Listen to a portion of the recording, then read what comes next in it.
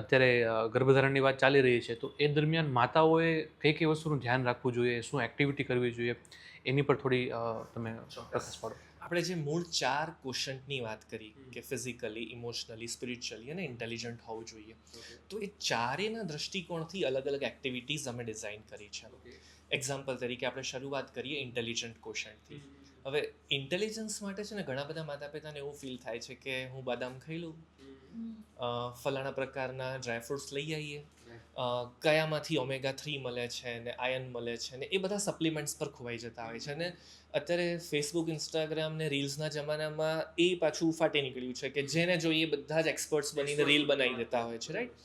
ખોટું નથી, જાણકારીઓ પહોંચાડવાનો પ્રયત્ન કરીએ, પણ એ ખરેખર કેટલું ઓથેન્ટિક છે, એ કેટલું પાવરફુલ છે, એનાથી ખરેખર ઇમ્પેક્ટ આવે છે કે નહીં, એ રીલ બનાવનાર વ્યક્તિને અનુભવ છે કે નહીં આ વસ્તુનો, કે એણે કોકની જોઈને પોતાની બનાવી દીધી એવું થયું છે, એ બધું સમજવું પણ જરૂરી છે. તો બાળકને બુદ્ધિશાળી બનાવવા માટે જો ખાલી ડ્રાયફ્રૂટ્સ અને બદામથી કામ થઈ જતું હોત તો શ્રીમંત પરિવારોમાં બધા બાળકોના આઈક્યુ સુપર પાવરફુલ આવવા જોઈએ. તો પ્રેક્ટિકલી તો એવું નથી થતું, કારણ કે એ તો બદામના હલવો એ ખાય છે ને આ ખાય છે ને તે ખાય છે. તો બ્રેઇન ડેવલપમેન્ટનું સાયન્સ ડિફરન્ટ છે. આપણે બધા 8મા 9મામાં ભણ્યા હતા કે બ્રેઇનના 2 મેજર પાર્ટ છે, લેફ્ટ બ્રેઇન ને રાઇટ બ્રેઇન, બરાબર? લેફ્ટ બ્રેઇન પર્ટિક્યુલર વસ્તુઓ કરે છે, રાઇટ બ્રેઇન પર્ટિક્યુલર વસ્તુઓ કરે છે. હવે દુનિયામાં જેટલા પણ જીનિયસ લોકો છે ને, એ લોકોના બ્રેઇન કેવી રીતે કામ કરે છે એ અમે થોડોક સ્ટડી કર્યો. આઇન્સ્ટાઈન હોય કે અબ્દુલ કલામ સાહેબ હોય કે વિવેકાનંદ હોય, આ બધાના બ્રેઇનની એક ખાસિયત શું હતી કે લેફ્ટ અને રાઇટ બંને બ્રેઇન ઇક્વલી કામ કરતા હતા. આપણા બધામાં મોટા ભાગે શું જોવા મળે છે કે આ લેફ્ટ પાવરફુલ હોય કે રાઇટ પાવરફુલ. લેફ્ટ વાળા છે એન્જિનિયર, ડોક્ટર ને લોજિકલ ફિલ્ડમાં આગળ વધતા હોય, રાઇટ વાળા છે આર્ટિસ્ટ બનતા હોય, મ્યુઝિકમાં જતા હોય, એ બધી ફિલ્ડમાં આગળ વધતા હોય. હવે માતા પિતાને પૂછે તમારે કેવું બાળક જોઈએ છે, તો પહેલા જો કંઈ ન કહીએ તો લેફ્ટ બાજુ મોટા ભાગે વળી જતા હોય, પણ જીનિયસ વાળો કોન્સેપ્ટ સમજે એટલે ખબર પડે કે ના, મારે તો બે ઉપર કામ કરવું પડશે, રાઈટ? કારણ કે બધાને જીનિયસ જોઈએ છે. તો અમે પછી આનો અભ્યાસ કરીને 3 એક્ટિવિટીઝ આઈડેન્ટિફાઈ કરી. લેફ્ટ બ્રેઇનને પાવરફુલ બનાવવા માટે રોજ એક પઝલ સોલ્વ કરો, સુડોકુ સોલ્વ કરો, ચેસ, કેરમ જેવી ગેમ્સ રમો.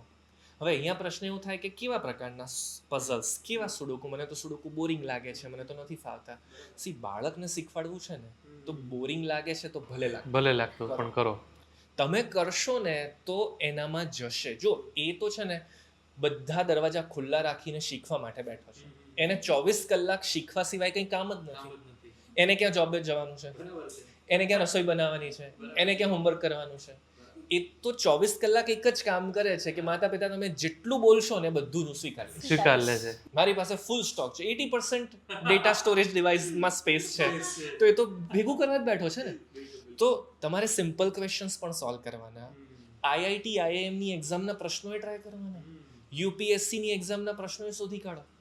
જવાબ ખોટા પડશે ચાલશે, તમે ટ્રાય કરશો ને એટલે બાળકનો એટીટ્યુડ શું બનશે? ટ્રાય કરો, એકવાર ટ્રાય કરો, બરાબર. એ એટીટ્યુડ જનરેટ થશે તો પછી આવીને એના ફિલ્ડમાં તો એ દોડી જશે.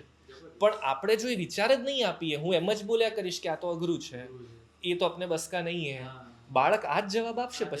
પછી આપણે ચીડાઈએ કે તું આવો કેમ છે, તો મમ્મા તમે શીખવાડ્યું છે. બરાબર? તો આ દ્રષ્ટિકોણથી આપણે એને લેફ્ટ બ્રેઇન માટે પ્રેરીએ. હવે તૂટી નહીં પડવાનું કે 10 પ્રશ્નો સોલ્વ કરી દીધા, ક્રોસવર્ડમાં ગયા અને 25 બુક લઈ આવ્યા. રોજ એક કરો, નહીં તો થોડા દિવસ પછી ને બાળક અંદરથી કિક મારીને કહેશે કે મમ્મા બસ થાક્યો, માપમાં કોઈ પણ વસ્તુ, રાઈટ? એટલે આપણા ગુજરાતીઓની એક ટેવ છે કે કોઈ વસ્તુ સારી લાગે ને એટલે આપણે તૂટી પડીએ, પણ માપ પણ જરૂરી છે અને એટલા માટે જ એક્સપર્ટ્સની સલાહ જરૂરી છે. નહીં તો શું થાય, યુટ્યુબ પર ઢગલાબંધ વિડીયો અવેલેબલ છે, ઘણું બધું માર્કેટમાં અવેલેબલ છે, ગમે ત્યાંથી લઈને બેસી જઈએ એનું જાતે કરવા મળ્યું. જો એવી રીતે થઈ જ જતું હોત ને તો પછી ડોક્ટર કે એન્જિનિયર બનવા માટે સ્કૂલ કોલેજ જવાની જરૂરત જ ક્યાં છે? યુટ્યુબ ઉપર 10 સર્જરીના વિડીયો જુઓ અને કાલે હું હાર્ટ સર્જરી કરવા લાગુ. પણ જ્યાં ગુરુની જરૂર છે ને એનું રિપ્લેસમેન્ટ કોઈ જ નહીં કરી શકે. એટલા માટે અહીંયા પરફેક્શન રિક્વાયર્ડ છે.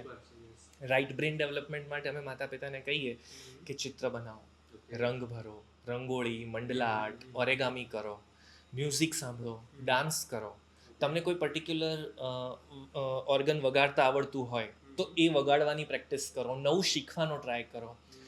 મૂળ ઇમ્પોર્ટન્ટ વાત શું છે કે જેટલા વેરિએશન ટ્રાય કરશો ને એટલો બેનિફિટ વધશે. અહીંયા પણ શું થાય કે મને ડ્રોઈંગ બહુ ફાવે છે, પ્રેગ્નન્સીના 50 ડ્રોઈંગ તૈયાર કરી નાખ્યા, ધેટ્સ ગુડ, પણ ઓરેગામીનું શું, રંગોળી કેમ ના બનાવી?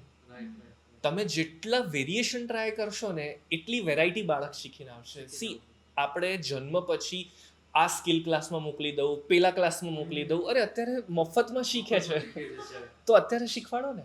તો આ કેટેગરી અમે એડ કરવાનું કહીએ છીએ. આઈ હોપ તો તમને અમારો ફૂલ પોડકાસ્ટ વિડીયો જોવો ગમ્યો હશે. સો તમને થોડીક પણ વેલ્યુ મળી હોય આ વિડીયોથી તો પહેલાં તો આ વિડીયોને શેર કરો જે લોકોને રિક્વાયરમેન્ટ છે. બીજું, આ ચેનલને સબસ્ક્રાઇબ કરી લો અને સાથે સાથે બેલ આઇકન પર ક્લિક કરી દો. સો મળીએ નવા ગેસ્ટ, નવા પોડકાસ્ટ અને નવી એનર્જી સાથે. ત્યાં સુધી મહાદેવ મહાદેવ.